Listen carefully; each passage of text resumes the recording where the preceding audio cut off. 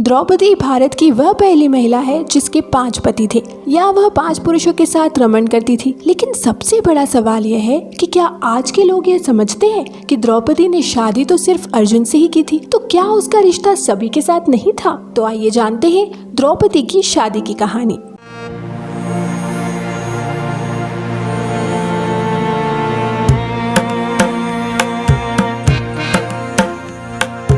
नमस्कार, स्वागत है आपका हमारे चैनल ट्रेडिशंस फॉर यू में। पांडवों को 12 वर्ष का वनवास और 1 वर्ष का अज्ञातवास मिला था। इस दौरान पांचों पांडव एक कुम्हार के घर में रहा करते थे और भिक्षा के माध्यम से अपना जीवन यापन करते थे। ऐसे में भिक्षा मांगने के दौरान उन्हें द्रौपदी के स्वयंवर की सूचना मिली। एक यंत्र में बड़ी सी मछली घूम रही थी। उसकी आंख में तीर मारना था और वह भी तेल के पात्र में उसकी परछाई देखकर। यह भी एक नहीं, पूरे 5 तीर मारना थे। अर्जुन ने यह प्रतियोगिता जीत ली। तब जरासंध, शल्य, शिशुपाल और दुर्योधन, दुशासन आदि कौरव भी उपस्थित थे। उस दौरान बहुत विवाद हुआ क्योंकि पांचों पांडव ब्राह्मण का वेश धारण कर पहुंचे थे। लेकिन श्री कृष्ण के दखल से आखिर द्रौपदी का विवाह हो गया।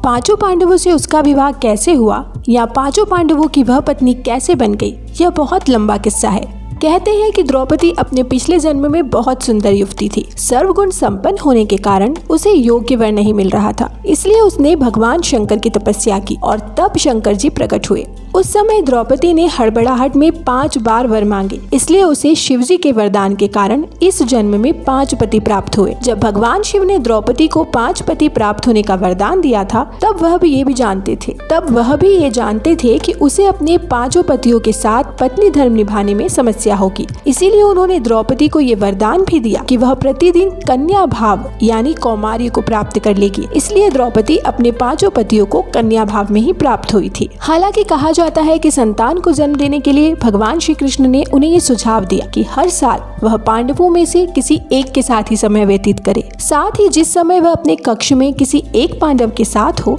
तो उनके कक्ष में कोई और पांडव प्रवेश न करे। यदि कोई पांडव ऐसा गलती से भी कर लेता है तो उसे 1 वर्ष का देश निकाला भुगतना होगा। माना जाता है कि द्रौपदी, जो 5 पांडवों की पत्नी थी, 1 साल के समय अंतराल के लिए हर पांडव के साथ रहती थी। उस समय किसी दूसरे पांडव को द्रौपदी के आवास में घुसने की अनुमति नहीं थी। इस नियम को तोड़ने वाले को 1 साल तक देश से बाहर रहने का दंड था। एक बार यह दंड अर्जुन को भी भुगतना पड़ा था। अर्जुन और द्रौपदी की 1 वर्ष की अवधि अभी अभी समाप्त हुई थी और द्रौपदी युधिष्ठिर के साथ का 1 वर्ष का समय शुरू हुआ था। अर्जुन भूलवश द्रौपदी के आवास पर ही अपना तीर धनुष भूल आए, पर किसी दुष्ट से ब्राह्मण के पशुओं की रक्षा के लिए उन्हें उसी समय इसकी जरूरत पड़ी। क्षत्रिय धर्म का पालन करने के लिए तीर धनुष लेने के लिए नियम तोड़ते हुए वह द्रौपदी के आवास में घुस गए।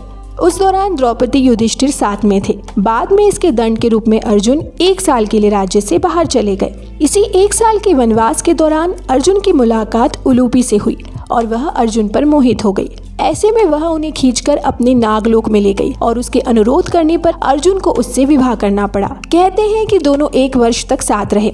अर्जुन और नाग कन्या उलूपी के मिलन से अर्जुन को एक वीरवार पुत्र मिला जिसका नाम इरावान रखा गया।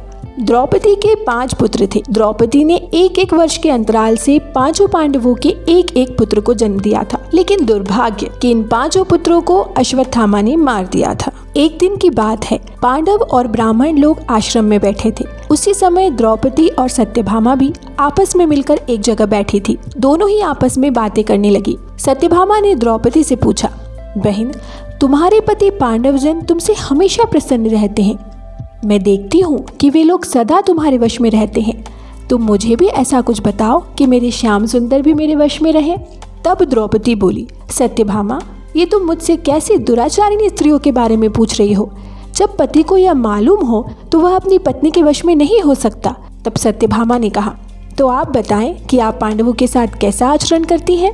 उचित प्रश्न जानकर तब द्रौपदी बोली, सुनो, मैं अहंकार और काम क्रोध को छोड़कर बड़ी ही सावधानी से सब पांडवों की स्त्रियों सहित सेवा करती हूँ। मैं ईर्ष्या से दूर रहती हूँ। मन को काबू में रखकर कटु से कटु भाषण से दूर रहती हूँ। किसी के भी सामने असभ्यता से खड़ी नहीं होती हूँ। बुरी बातें नहीं करती हूँ और बुरी जगह पर नहीं बैठती। पति के अभिप्राय को पूर्ण संकेत समझकर अनुसरण करती हूँ। देवता, मनुष्य, सजा धजा या रूपवान गंगा सा कैसा ही पुरुष हो, मेरा मन पांडवों के सिवाय कहीं नहीं जाता। उनके स्नान किए बिना मैं स्नान नहीं करती, उनके बैठे बिना खुद नहीं बैठती। जब जब मेरे पति घर में आते हैं मैं घर साफ रखती हूँ, समय पर भोजन कराती हूँ, सदा सावधान रहती हूँ। घर में गुप्त रूप से अनाज हमेशा रखती हूँ। मैं दरवाजे के बाहर जाकर खड़ी नहीं होती हूँ। पतिदेव के बिना अकेले रहना मुझे पसंद नहीं। साथ ही सास ने मुझे जो धर्म बताए हैं मैं सभी का पालन करती हूँ, सदा धर्म की शरण में रहती हूँ।